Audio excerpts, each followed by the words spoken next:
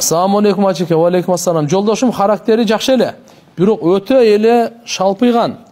Оозудагы ашын бирөөгө жедирип эле отурат. Кичине шустурыраак болуң десем, тамаша айткандай күлөт. Жашагым келбейт десем, ыйламсырайт. Не кылышымды билбей калдым. Күн ылыса, балдарымды алып качып кетсем болобу?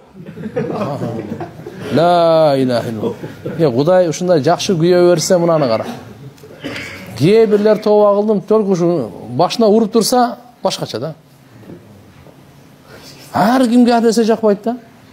Бурай урат дейт. Бирөө ушундай жоош, мындай дейт. Эми эркектер деле, аялдар деле бардыр бирдей эмес да. Алла Таала нике гайып дейт. Лайыктап туруп баш коштуруп коет өзү. Ошон үчүн алхамдулилlah жоош экен, сиз шустур экенсиз. Кудайга шүгүр. Ысык суук экөө чогуу болсо жакшы болот да. Акырын алып кете бергиле турмушту. Шүгүр кылып, алхамдулилlah ушундай берип турго деп. Алла Таалам деп.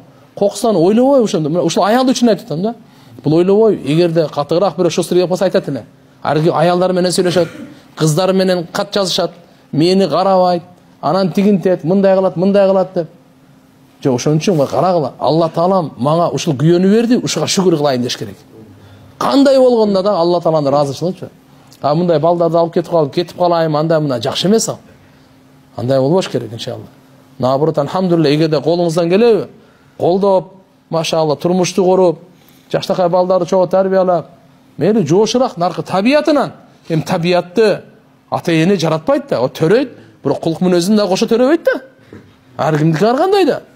Ошон үчүн иншалла мындай жерлерде туугандар андай кылбаш керек. Наоборот, үй бүлөнү сактап калыш керек.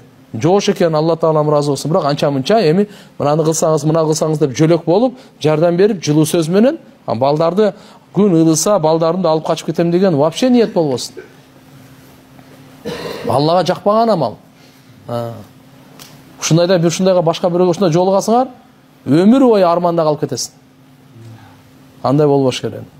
Шүгүрсүздүктүн жазасы жаман да.